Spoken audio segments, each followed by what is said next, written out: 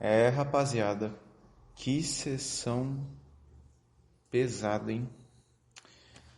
Ai, ai, puta que pariu, que sessão pesada.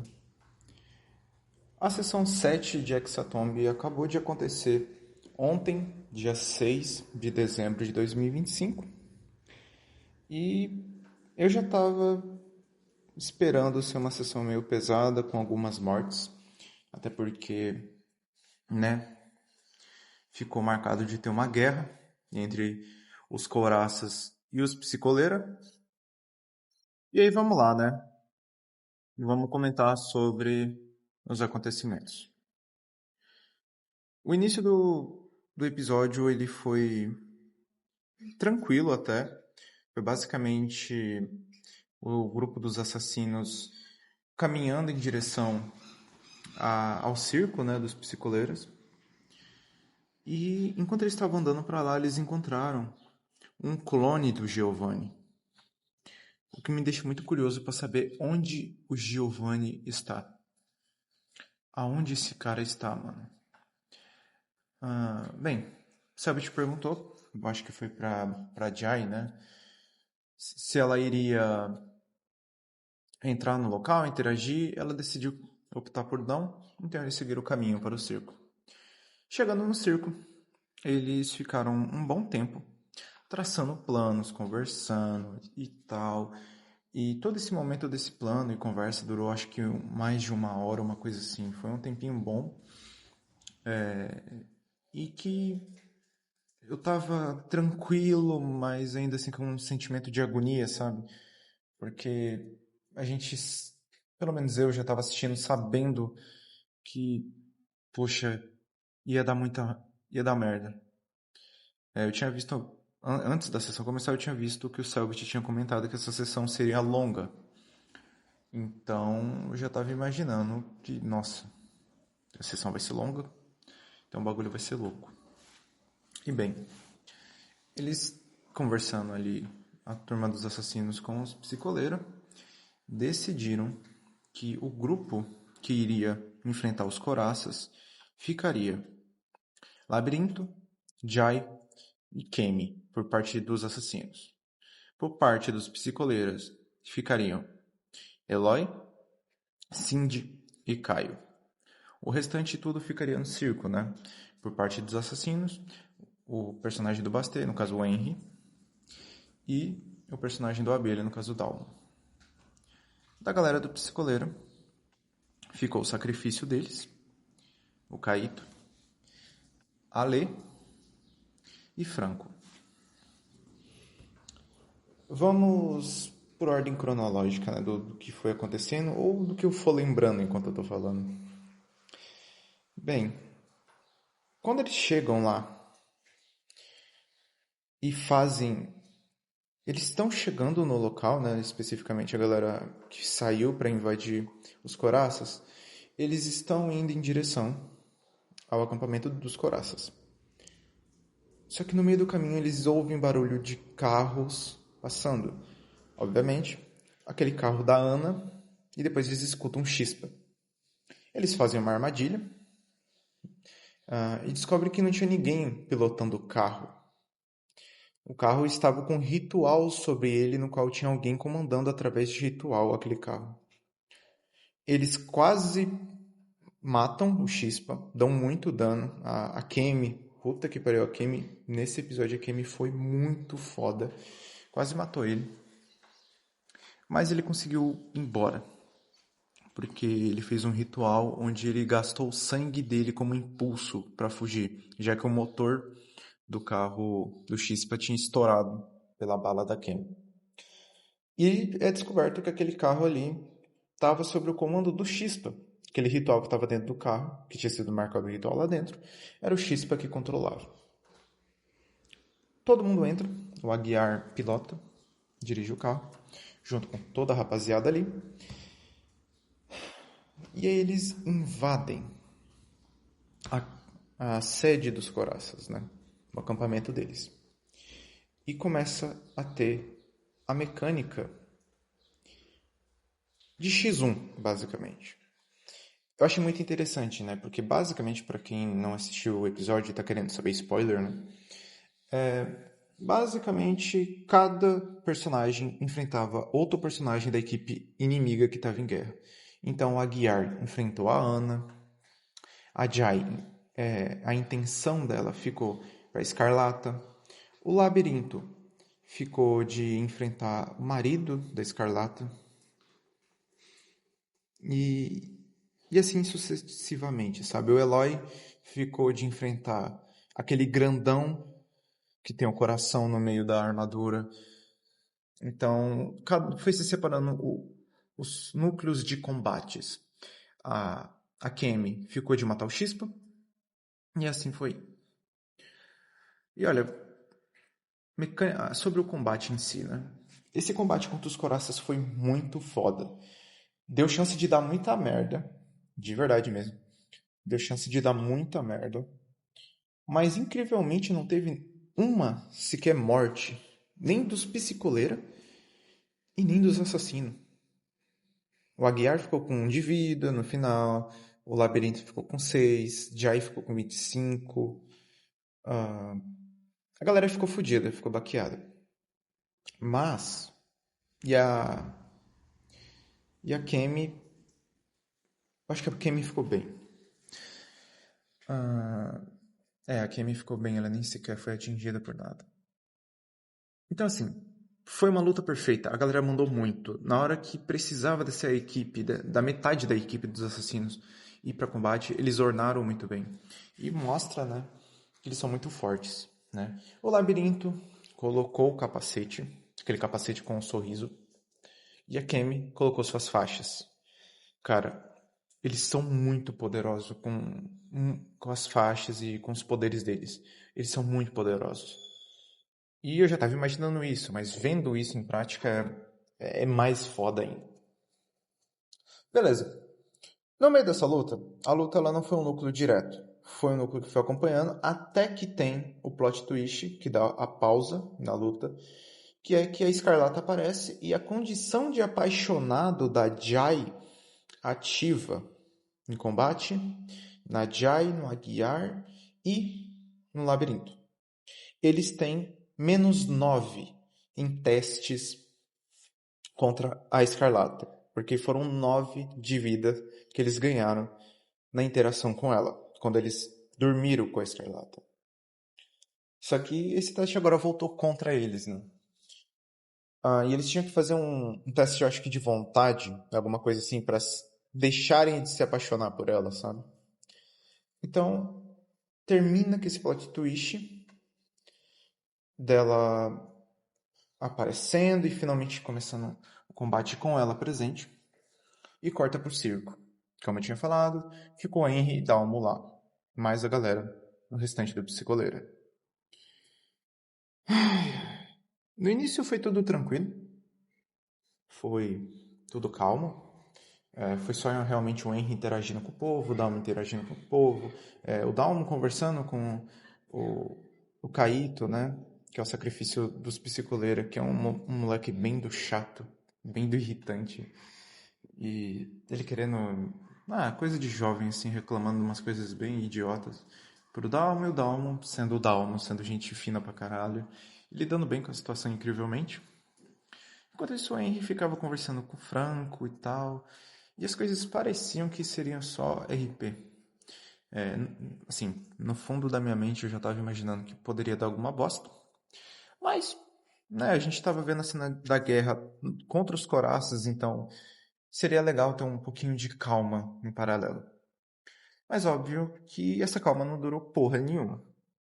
Se passou um tempo dessas interações ok, tranquilas, nada perigosas, e simplesmente aparecem 4 vampiros. O Raziel, que é simplesmente o líder de tudo ali, os vampiros, o principal, que tá no livro de regras. Uma freira, aquele vampiro que entregou o presente lá na casa dos assassinos, que eu esqueci o nome. Velizar, lembrei.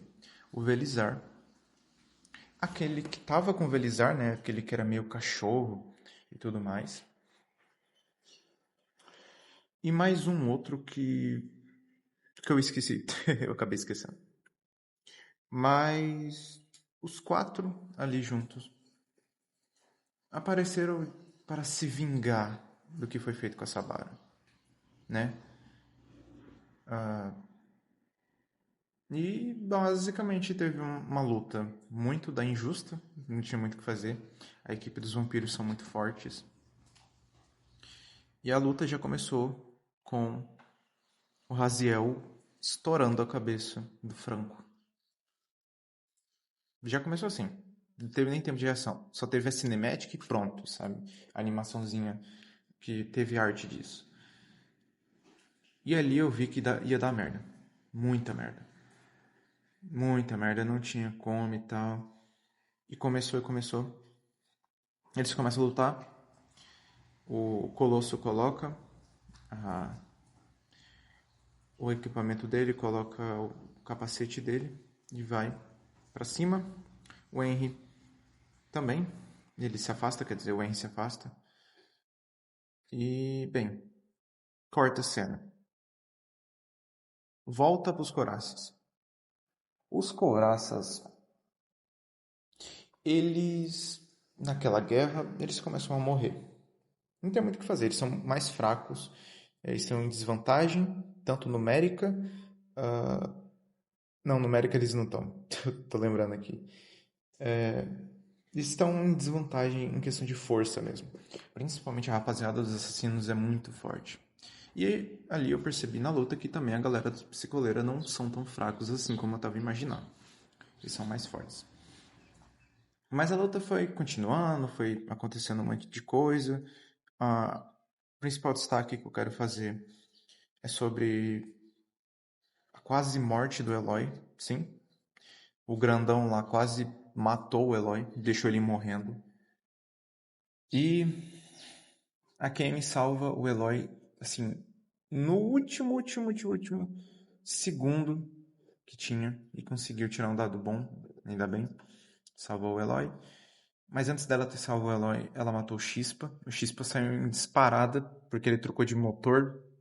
Basicamente, aquele motor que ela tinha estourado, ele entrou na garagem, trocou de motor e foi em direção dela. Ela não estava no local dos coraças, ela estava numa região mais afastada, sabe?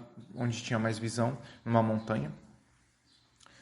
Vendo a luta e tendo visão de tudo e conseguindo partir para cima do Chispa de longe mesmo, que os poderes da faixa dela são muito pesados, muito quebrados. Ela simplesmente consegue fazer a bala ir em direção ao inimigo e, se for necessário, a bala desvia. Ela tem, tipo, vida própria. Isso é muito maneiro. E o Chispa morre sem chegar perto da Kemi. Kemi mata ele como se ele fosse nada. E aí, isso acontece. Salvam Eloy. E, incrivelmente, a gente tem a Jai no meio desse combate entre o Aguiar e a Ana. A Jai chegou perto da Ana e colocou uma armadilha. Quando a Ana é morta pelo Aguiar, a Escarlata vai ver a amada dela, no caso a Ana, que morreu, e pisa na armadilha da Jai e toma um dano do caralho. Nesse tempo, o labirinto conseguiu se desapaixonar por ela, pela Escarlata, que ele também estava apaixonado. No que ele conseguiu se desprender desse sentimento, ele não tinha mais as desvantagens para atacar a Escarlata. A Escarlata não foi mais para combate, porque acabei esquecendo de falar, mas o Aguiar jogou uma dinamite que foi encontrada no carro. Antes deles roubarem o carro, a Jai conseguiu encontrar uma dinamite na parte da frente do carro, no capô.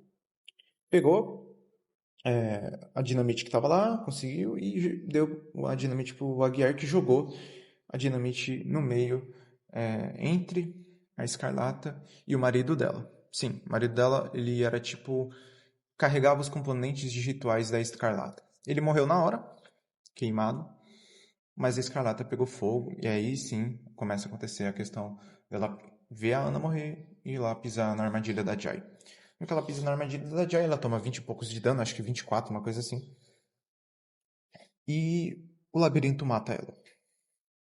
Jai ainda tá sob influência da, da paixão pela Escarlata e começa a ir pra cima do labirinto, dá um dano do caralho no labirinto, deixa o labirinto com pouca vida. É a Jai, não foi nem tanta situação ali de guerra, foi mais a Jai mesmo. E vai tendo cenas e tal, e basicamente todo mundo dos couraças, menos aquele grandão, morre. Basicamente é isso. Todo mundo menos o grandão morre. O grandão vê que a Escarlata morreu e entra numa espécie de luto profundo e ele ignora toda a guerra, tudo ali. Ele só foca, ele pega o cadáver dela, leva o cabaré lá, né? Que era, antes tinha aquelas camas luxuosas que o pessoal se pegou lá com a Escarlata e fica lá em negação, coloca o corpo dela na cama e fica chorando. A Jai, particularmente nesse episódio, pra mim, ela foi muito. Teve muitas ações burras. A Jai teve muitos momentos que ela realmente estava atrapalhando ali. E estava sendo, sabe, uma dor de cabeça a mais no momento sério ou no momento triste. Ela estava roubando a brisa. E aí ela estava se sentindo invalidada, né? A Jai se sentiu invalidada por não ter ajudado mais no combate e tal. E ela foi querer matar o grandão. Assim, ela chega lá no cabaré, naquele quartinho lá luxuoso. Ele tá lá chorando, em choque, vendo o corpo da amada dele. A Jai coloca a cara no campo de visão dele, pra tentar desfocar a visão da Escarlata do grandão. O grandão só dá um porradão nela, ela toma 25 de dano, cara. Na minha opinião, foi bem feito. A Jai procurou, porque nesse episódio pra mim ela tava muito insuportável. E isso não é um hate pra Bagi, tá? A Bagi é uma coisa, a Jai é outra. Então isso é uma crítica à personagem mesmo. E, mano, termina assim, sabe? Eles vão embora depois disso e tal. O labirinto tem. E o Aguiar tenta acalmar a Jai, mas a Jai parece um cachorro louco, assim, muito teimoso. Nossa senhora. E. Beleza, eles vão embora. No que eles vão embora, eles estão chegando no circo. Em paralelo a tudo isso que eu falei, a gente tem a cena do Dalmo e do Henry. O Dalmo tenta proteger o Henry, se coloca na frente. O Raziel já colocou, porque tem a mesma mecânica de luta que teve entre os coraças e os psicoleiras e parte dos assassinos, também no circo. Então o Raziel foca eu ia falar no Buster, no Henry. O Raziel foca no Henry, especificamente. Ali eu falei, puta que pariu, vai dar merda. O Raziel é muito forte, ele se provou muito forte nessa batalha. Ele se provou muito forte. Ele deu acho que 20 e poucos de dano no Dalmo. Porque o Dalmo foi tentar empurrar o Raziel e de reação o Raziel só contra-atacou e deu uma lapada do caralho. E acontece o mais triste. O outro vampiro, ele... Aquele mesmo que tinha colocado a cabeça da Sabara, que era né, uma bomba relógio, basicamente. Só que ocultista. O Velizar, ele mata o Dalmo. Isso mesmo. Infelizmente o Dalmo morreu. E nessa morte, cara, eu fiquei muito mal, cara. Chorei muito, assim. Na hora mesmo eu dei uma chorada, fiquei mal. Mas quando foi chegando a questão do enterro do Dalmo, nossa, eu quebrei muito. E aí o Henry fica desesperado, porque o Dalmo morre. O mais fortão morre como se fosse nada. A cena da morte dele, né? A arte que tem do Belizar matando ele infelizmente, é bem bonita. E O grandão, fofo, engraçado da party morreu, mano. Simplesmente um dos melhores ali. E principalmente um alívio cômico, né? Que o Abelha fazia muito bem. Ele morre e simplesmente, mano, fodeu, tá ligado? E o Henry vai lá e simplesmente quase morre também. O Raziel tava pra matar ele, mas eu acabei esquecendo, mas nesse meio tempo eles mataram o Miasma. Lá, galera, os assassinos mataram o Miasma, no caso do labirinto. Matou o Miasma, que era o sacrifício dos coraças.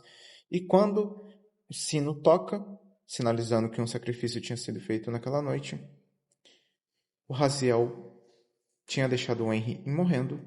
Ele chama a freira lá, aquela freira, para curar o Henry. E o Henry é curado e ganha 15 de vida. Ou seja, os vampiros estão realmente tentando fazer o Hexatomb. Entende? Eles realmente querem fazer o Hexatomb. Eles não estão ali para tocar o caos por completo. Embora já tenham tocado o caos por completo, porque nessa só o Henry sai vivo. O Henry e o Kaito, que é o outro sacrifício. O Kaito ficou preso lá naquela bola da morte lá que tem e ficou protegido, mas o Henry quase morreu. E a sessão acaba em um momento de bad vibe total. Numa bad trip assim fodida. Um bagulho que, puta que pariu, foi bem triste. Principalmente nesses momentos finais, como eu tinha falado anteriormente, eu chorei muito. Muito mesmo. O Dalmo, ele não era o meu favorito, mas ele tava num, num top 3, vai, sei lá. Tava num top bom, assim, pra mim. Então, quando eu vi ele morrendo, eu fiquei muito triste. O Abelha mandou muito, muito, muito fazendo Dalmo. Vi muita gente do fandom criticando o Abelha durante essas sessões. Gente falando muita merda sobre o Abelha, problematizando coisas que não são problemáticas e criticando por criticar. Mas a real é que o Abelha mandou muito. O Abelha foi muito corajoso e muito honesto ao fazer o RP do Dalmo, porque o Abelha foi mais ele mesmo, sabe? E essa personalidade do Abelha pro Dalmo acabou se encaixando muito. O Dalmo do Abelha, pra mim, é o verdadeiro Dalmo, sabe? Mesmo que a gente saiba que o verdadeiro Dalmo não é esse e tal. Mas ficou muito interessante. Foi uma morte muito horrível, mas muito poética, né? Porque ele morre protegendo o Henry. E demorou 7 episódios pra ter a primeira morte de personagem de player, cara. Mas eu acho que quando ela veio, ela cobrou a demora, sabe? Porque em ordem, demorar 7 episódios pro primeiro personagem de player morrer é muita coisa, sabe? Outra temporada que eu me lembre que tenha acontecido isso só foi Calamidade, quando a Artemis, a personagem da atriz, morre, tá ligado? Então, assim, é bizarro. É bizarro. Eu, honestamente, tô pensativo aqui, cara. É bizarro. Foi um puta de um episódio. E como tinha sido prometido, foi um episódio longo. Teve muita coisa boa. A cena da luta contra os Coraças teve mais coisa boa, interessante acontecendo, porque coisa triste, do que sustos. Teve muito susto, mas ainda assim teve muita coisa boa. Por exemplo, outra coisa que eu acabei esquecendo de comentar nessa linha cronológica, mas é bom lembrar. A Kemi e o Eloy agora, né? Eles são mais casal mesmo, agora eles são um casal. Eles se beijaram, eles finalmente estão agora mais juntos mesmo. E eu achei muito bonito, é um casal muito bonito, que faz sentido, muito fofo.